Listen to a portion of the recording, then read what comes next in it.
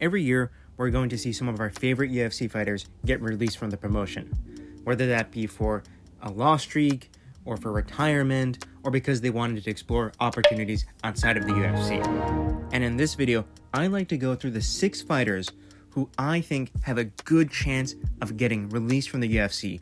As for the factors that I considered when making this list, I considered 3 things. 1, loss streak. 2, the fighter's place of origin. And 3, the cost of their contract. Now, losing streak, that's pretty obvious, right? If you're on like a 3-fight losing streak or a 4-fight losing streak, there's a high likelihood that you'll be cut from the UFC. Even if you're like on a 2-fight losing streak, it's very possible that you'll get cut, especially if you're an 0-2 guy coming off of something like Road to UFC or the Contender Series. The reason why I'm considering place of origin to be an important factor in all this is because fighters who are from places with fewer fighters overall, like India and Canada, they're less likely to be cut from the UFC just because the UFC wants these fighters to be on the roster so that these countries get representation in MMA, right? So, Anshul Jabli, honestly, even though he's only on like a 1-loss streak, he deserves to be cut for losing to Mike Breeden. And Marc-Andre Barrio, he's on like a 4-fight loss streak, and I think like 3 of those are by KO. And he deserves to be cut. But I don't think he's going to get cut yet because, he's from Canada, and that's a market that the UFC is sort of trying to recapture, right? Ever since GSP and Rory McDonald left the sport. On the other hand, fighters from places like Brazil, Russia, the US, and Australia, they're just more likely to get cut overall because the UFC already has plenty of fighters from those regions, right? You don't need like an 1-2 Brazilian or a 1-3 Brazilian when you have Alex Pereira representing Brazil. So I'm picking fighters who are from those regions, from those countries that already get plenty of representation in MMA. And finally, the reason why contract costs matter, that's pretty obvious. Fighter pay increases along with time spent in the UFC, so the more fights that you have, the higher amount you're going to be able to re-sign for. And all of these fighters, they're guaranteed at least 3 fights a year by the UFC. So, fighters who get ranked by going on like a big win streak towards the beginning of their career and they end up getting like a nice big contract, they can keep those contracts even while going on a big loss streak. And as for this video, I'm not going to be including guys who are obviously washed and out of their prime, like Chris Weidman, Tony Ferguson, Anthony Smith, and Clay Guida. I'm also not going to be including, these Apex NPC guys off of Dana White's Contender Series who go 0-3 and just get cut. I'm only going to be including fighters who are currently ranked or were recently ranked, and I think have a pretty good shot of getting cut from the UFC. And as for how I structured this list, I'll be going from least likely to get cut from the UFC to most likely to get cut from the UFC. So, without further ado, let's get started with number 1, Steve Erceg, or as he would say, Steve Erceg. Now, I know that I was probably able to rage bait a lot of you into clicking on this video because you're all probably going like, oh, Steve Erceg, he's only lost to the best. He's literally bedtime MMA, bro. Stuff like that.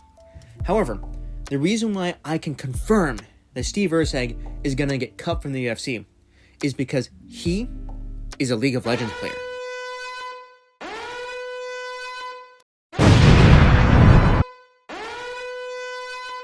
Okay, jokes aside, the reason why I think that Steve Erceg has a pretty good chance of getting cut from the UFC is because, well, first and foremost, he's a flyweight. And we know that the UFC treats men's flyweight pretty terribly. In fact, I think that they tend to treat men's flyweight worse than they do the women's divisions in some cases. So, just take the example of Matheus Nicolau, right? Matheus Nicolau, he was on a 3-fight loss streak, and he got cut from the UFC, even while he was still ranked. And he was only losing to really good competition, right? He lost to Brandon Royval, not a bad loss, Alex Perez, not a bad loss, and Alcel Mabayev, not a bad loss. Like, none of these guys are bad losses, but they still cut Matheus Nicolau. Another example would be Muhammad Mokaev, right? Muhammad Mokaev, he was undefeated in the UFC, and now he was causing plenty of problems. But there's been other fighters in other divisions that cause problems behind the scenes, Look at John Jones or Conor McGregor, etc., right? There's plenty of other fighters, Jorge Masvidal. However, they still cut Muhammad Mokaev, even though he had all this potential as a prospect. And it just goes to show that the UFC really doesn't care. And the most important example, of course, is Demetrius Johnson. They traded him for Ben Askren. So, I think that there's a pretty significant chance that Steve Erceg could get cut. And the reason why is because if he loses his next fight, he's going to be on a 3-fight loss streak. And this is just my guess, but Steve Erceg was likely signed to the UFC on a 3-fight contract, and he won his first 3 fights, right? And he probably re-signed or renegotiated a deal with the UFC when he took the Pantoja fight. But ever since then, he's lost. So he's lost to Pantoja, he's lost to Kai Kara-France, and if he loses the next fight, and I don't know who it can be against, but if he loses, he's probably screwed. And on top of all that, the UFC already has enough representation from Australia and New Zealand, so they already have enough fighters to be able to stack those cards over there. They have Robert Whittaker, they have Jack Della Maddalena, they also have, that one Chinese guy. I forgot what his name was. Dogbender? It was something like that. Anyways, they have those guys, so they can stack those cards over there. So, Steve Erceg, he might end up getting cut. Now, moving on to the next fighter who I think is a pretty good shot of getting cut, here's Johnny Walker. So, Johnny Walker, right? Right now, he's on a 2-fight KO loss streak. He's 1-3 in his last 4. 1 win, 1 no contest, 2 losses. And his last win is over Anthony Smith. Anthony Smith, okay? In May of 2023. And the thing with Johnny Walker, right, is that we've already seen the peak of his potential. We've seen that Johnny Walker, he just does not have boxing fundamentals. He does not have kickboxing fundamentals. And the only thing he can do is KO somebody in the goofiest way imaginable or get KO'd in the goofiest way imaginable. So he's just this, Looney Tunes character. And the novelty of watching him get KO'd is, is kind of wearing off, right?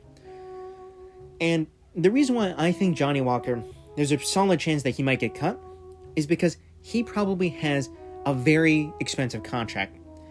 And, it's probably something like $150K to show, $150K to win, something like that. Maybe $200K to show, $200K to win, something crazy like that. And whether or not he gets cut or not, I think it depends upon him beating Bogdan. Or maybe, he might get like another fight after Bogdan Guskov if he loses to someone like Zhang Ming Yang or like Ibo Aslan, somebody like that. So with Johnny Walker, right, I think that his time in the UFC might be limited. He might end up going up to heavyweight like Ryan Spann did, or like how Kennedy Nzechukwu did. But Johnny Walker, I think that his time in the UFC, it's limited. There's even a chance that he might be forced to retire by his team because of how much brain damage he's taking, how many KO losses he's taken. So, Johnny Walker, I think that there's a solid chance that he gets nixed from the UFC. Now, moving on to another fighter who I think has a pretty good shot of getting cut, it's Neil Magny. And now for Neil Magny, right, he's on a 2-fight KO loss streak and he's 1-3 in his last 4. And that one win is a comeback win over Mike Malott. And of course, Mike Malott was kind of dominating him for the first 2 rounds. And the only reason why Neil Magny won is because Mike Malott gassed out because he sucks. And the reason why he sucks is because he's Canadian. But leaving that aside, Neil Magny, his role was as this welterweight gatekeeper to the top 15. And the role that Neil Magny kind of like played in the welterweight division was he was that guy in the top 15 that fighters could fight to get into the top 15. So the UFC would always match up, these up-and-coming prospects with Neil Magny in order to get them into the rankings. So you had Ian Gary, Shavkat Rakhmonov, Carlos Prates, Mike Morales. You had all these prospects fight Neil Magny for the chance to get into the welterweight rankings. And they tried this with Mike Malott as well. However, Neil Magny has finally dropped out of the welterweight rankings. And of course, he's probably still in that like top 20 area. But he doesn't have that number next to his name anymore. So his purpose is slowly disappearing, right? Or rapidly disappearing, I should say. And the problem with Neil Magny, the other problem with Neil Magny, is that Neil Magny's game plan for his fights, it tends to be pretty boring, right? Action fighter. He's not like Elizeu Zaleski dos Santos, or when it comes to lightweight, Carlos Diego Ferreira. Neil Magny, he just kind of wants to clinch you up against the fence and knee or thigh, things like that. So he's not exactly that entertaining to watch, right?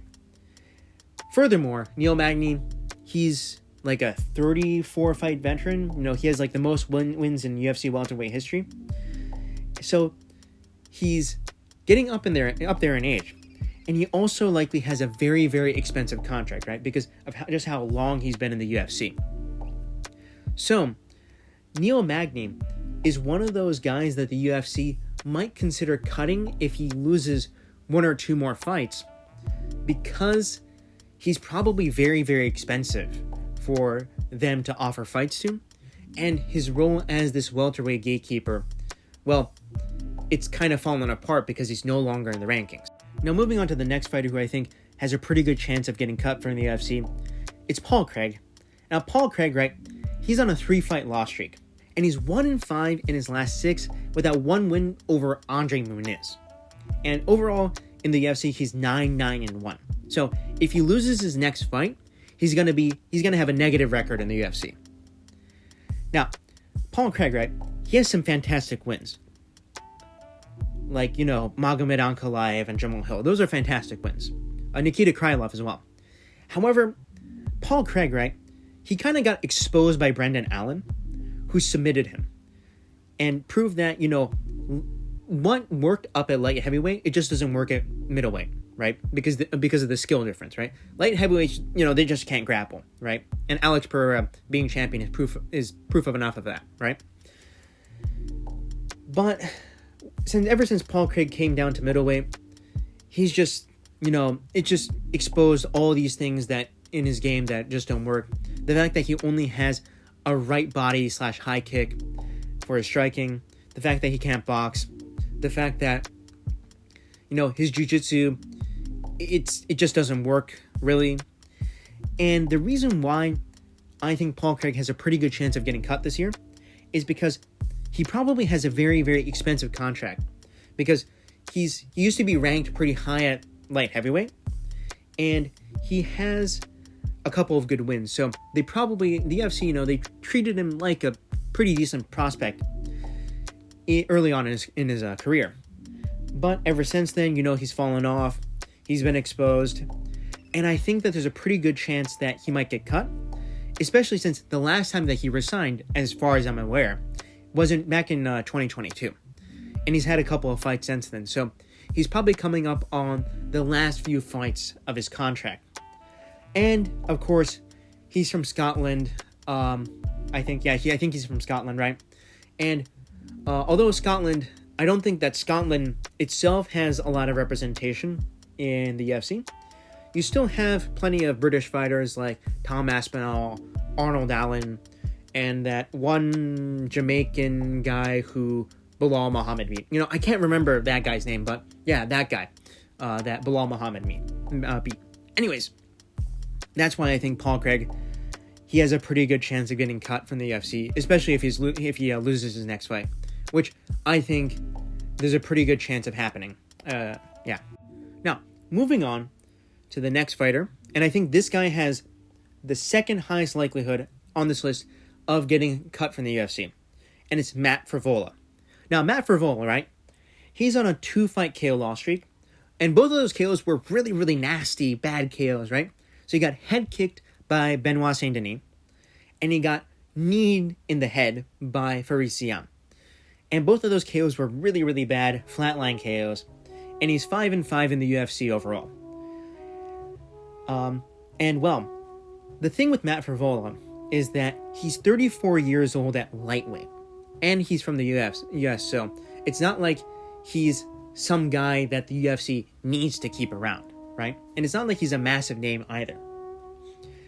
And one other thing that makes me think that the UFC might not re-sign Matt Frevola if he loses his next fight is that he said back in 2022 which was the last time, as far as I'm aware, that he re-signed with the UFC, was that he was disappointed with the UFC contract. So he's probably had some contractual disputes with the UFC from time to time in places. And overall, it's just that with Paul Craig and Johnny Walker, right? They're light heavyweights or middleweights, and those guys, bigger guys in the UFC, they're fewer and far between, right?